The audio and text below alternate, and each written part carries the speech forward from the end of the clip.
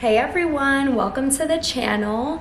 I figured what better video to do during Nurses Week than a Q&A on my time in the NICU. So if that's something that interests you, then just keep on watching. We're gonna get right into it. I put a little Q&A on the gram and I got a few questions that I think are pretty good. So we're gonna be going with some of those. I work in the NICU, which is the Neonatal Intensive Care Unit, for anyone that doesn't know. And that's basically like the preemie babies, or really just any critical baby that's in need of medical assistance as a newborn. So first question that I'm going to be reading, I feel like this is a good one to start off. It is, what is your typical day like in the NICU? So one of my favorite things about the NICU is that it is very organized, and even when it is chaotic, we call it like we have organized chaos. Everything is very organized. I can pretty much plan out my day. Of course, there's different things that can happen. There's different things that can go wrong, especially, you know, you're working with these critical babies.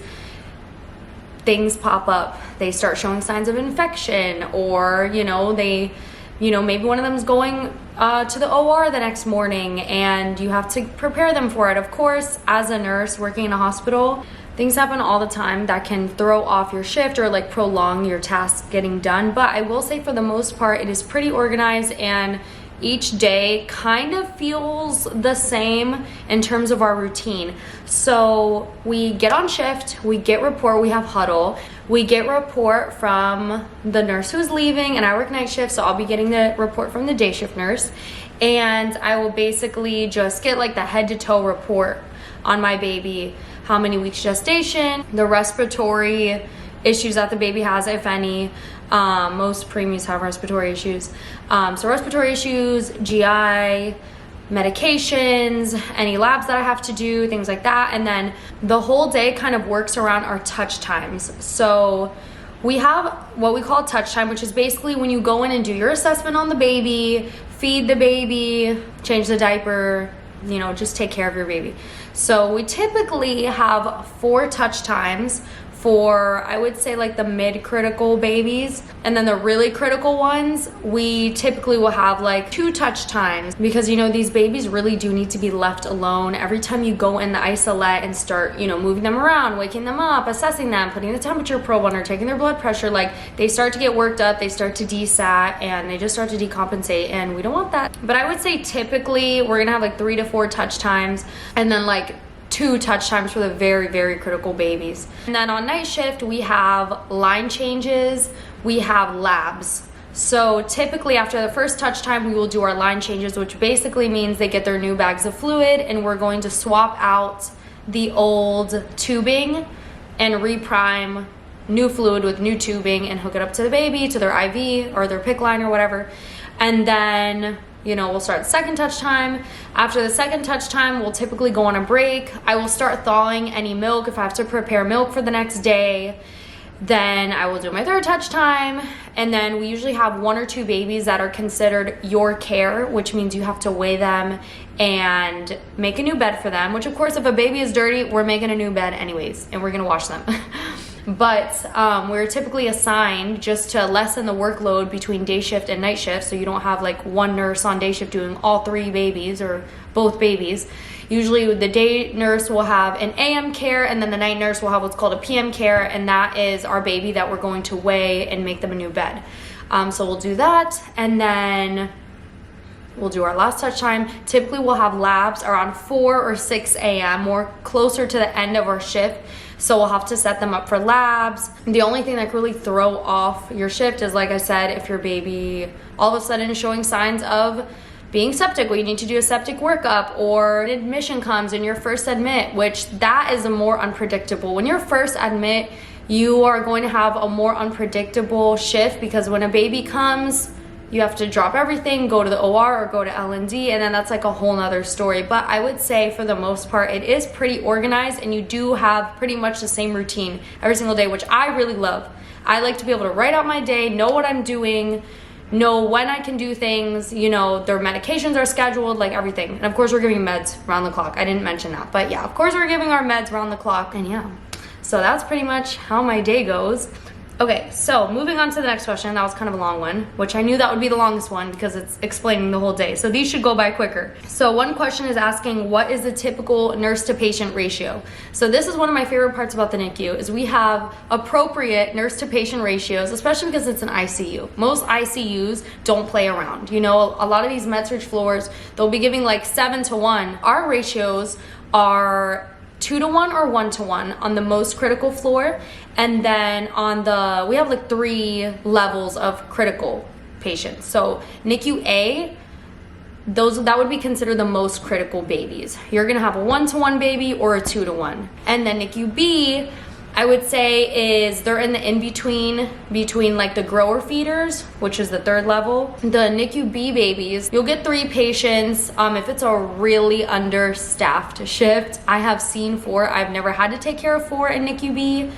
Hopefully I never will have to, because that is definitely riskier and it's a lot more work. Of course, if you were to get 4 patients, they'd be giving you the most stable on NICU B. You know, like these babies are getting discharged soon. They're going to the grower feeder floor soon. They're not going to give you the most critical ones. And then even in NICU B, I've had 2 babies. So you'll see 2-to-1 and you'll see 3-to-1 on the middle tier. And then in NICU D, which is our grower feeders, you will see like 4-to-1. But these babies are healthy. These babies are just feeding. They're going home. Of course, we still do our main assessment. It's kind of just more routine, like busy work. You don't really have to think critically as much because these babies are healthier. Like they're stable. They should be going home soon. But yeah, so the ratios are pretty good. That's what I love about the NICU. Next question is, what was your first day like on the NICU? So my first day on day shift, because I actually trained the majority of my preceptorship was on day shift. That day was actually pretty crazy. I had literally the best preceptor ever. I absolutely love her. And I remember the second we walk on, we realize our IV has gone bad, our baby needs a new NG tube, like all of these things. And so we were very, very busy, and she let me be like very hands-on, like very encouraging of me being hands-on. So I got to put in my first NG tube, we practiced IVs, we got to work with the parents when the parents would come, helping the parents be hands-on with the baby. So I definitely had a very eventful first day that I will never forget. Next question, what's the hardest thing you've had to do /see? So definitely the hardest thing I've had to experience being a NICU nurse is a death. And I knew that would be the hardest thing for sure. And it was not my baby, so I didn't have to do the post-mortem care. I've actually never had a baby pass away in my care, which I'm very happy about. Even having to witness the death that I did see, it was very traumatic. It's something that I think about to this day. And it's hard because on my floor, we don't have private rooms. It's very open, so there's not a lot of privacy. We do have these big white sheets that we put up, and you know, you still hear everything, you still see everything. And my heart broke so much for the parents. Like that's really what gets me the most, is the parents, and seeing the parents respond to it and have to go through that really, really is hard. I will say though, the majority of my days on the NICU are much more lighthearted than the bad days. But of course, you know, you're working in an ICU with babies. Babies are going to pass away. You're never like really ready to see that stuff. That is something that has affected me, and I have had to think about like long term. I don't know if I'd be able to handle working in this field, because even though it is not as common as, you know, the normal good day-to-day work, experiencing the deaths is something that really takes a toll on me and really gets to me emotionally, and it's very heavy, and I don't know if that's something I will be able to deal with long term.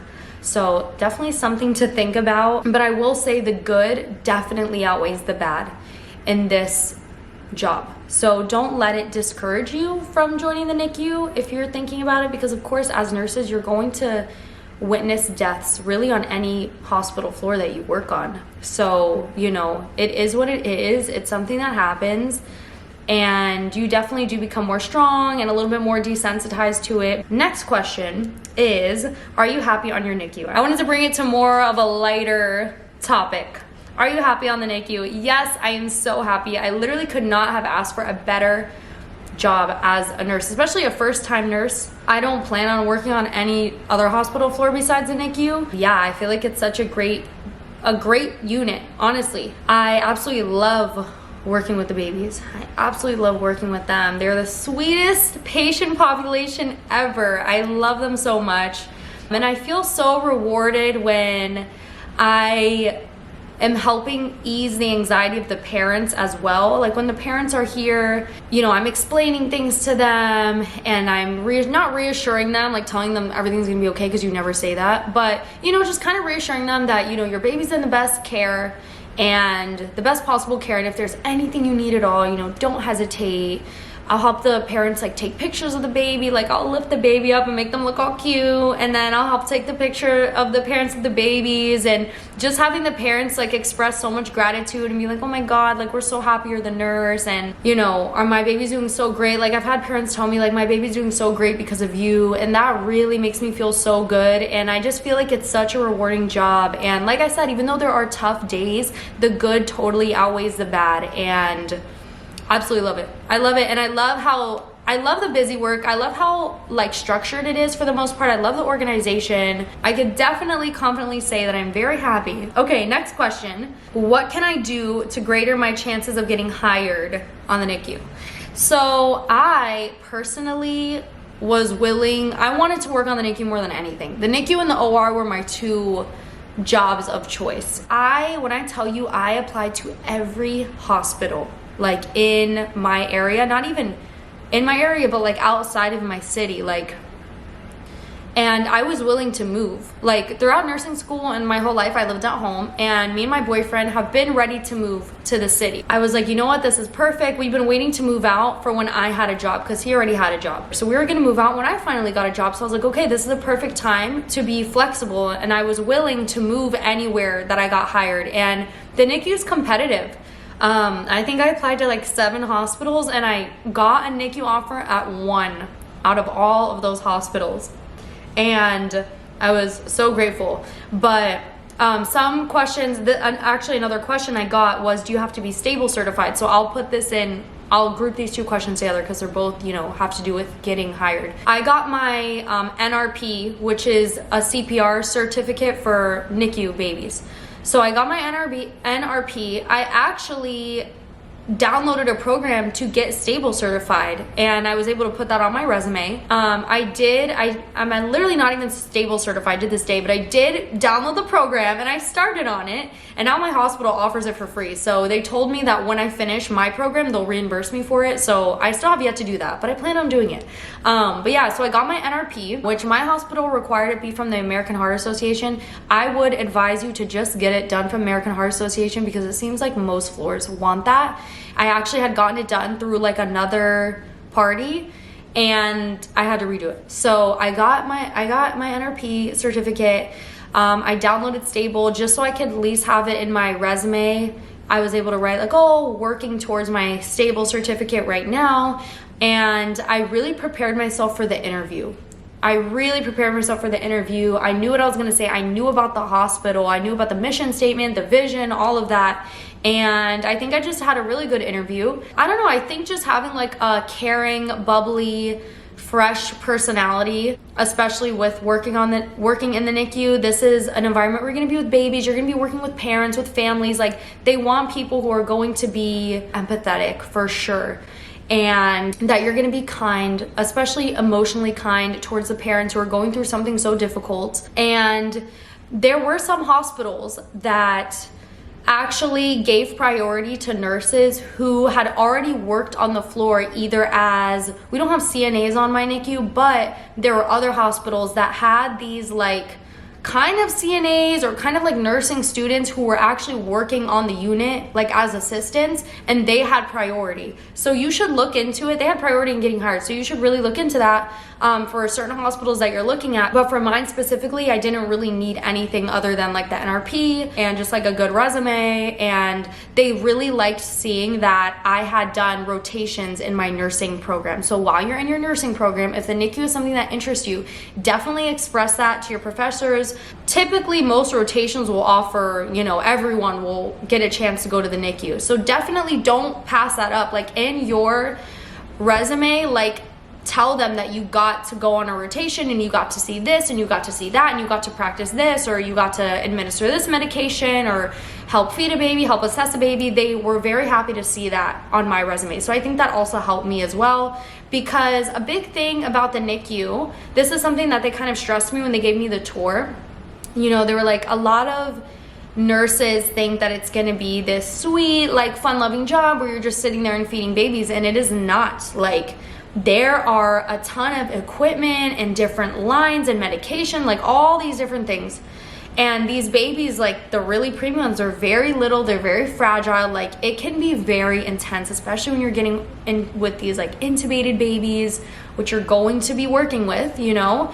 And like I mentioned earlier, some of the more heavy stuff that you have to deal with, like a death or a very critical sick baby, you know, it is not like sunshine and rainbows. It is not grower feeder land. You are going to see some very complicated and crazy things, honestly. So that's something that they want to know, that you had experience, even if it was just shadowing on another NICU.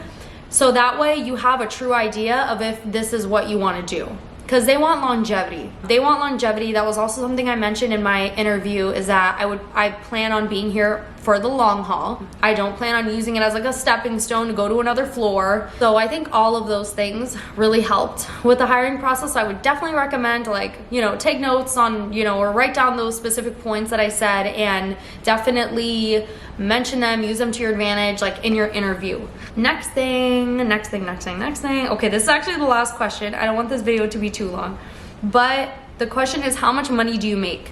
So honestly, as a nurse, it can vary. Of course, you have your hourly pay, which for me as a night nurse, I think it's like 36, 37, because I get shift differential, and we get really good bonus opportunity right now at our hospital. So if you pick up a shift, you could be like doubling your paycheck. So it's very worth working the 4th day. I pick up extra shifts all the time, and you know, not all hospitals have really good bonus opportunity, but like I said, it varies. Like, it really just depends. I could have months where I'm really raking in a lot, and then I can have months where it's just kind of like the bare minimum. I didn't have time to pick up that extra shift, or I was very busy outside of work and I just worked my 3 days and whatever. But I would say the money is definitely good, but I can't speak for all NICUs. I can't speak for all hospital floors. There's plenty of hospitals that actually offer like better bonuses than mine, but then the catch is that, do they need extra people to pick up? Right now, my hospital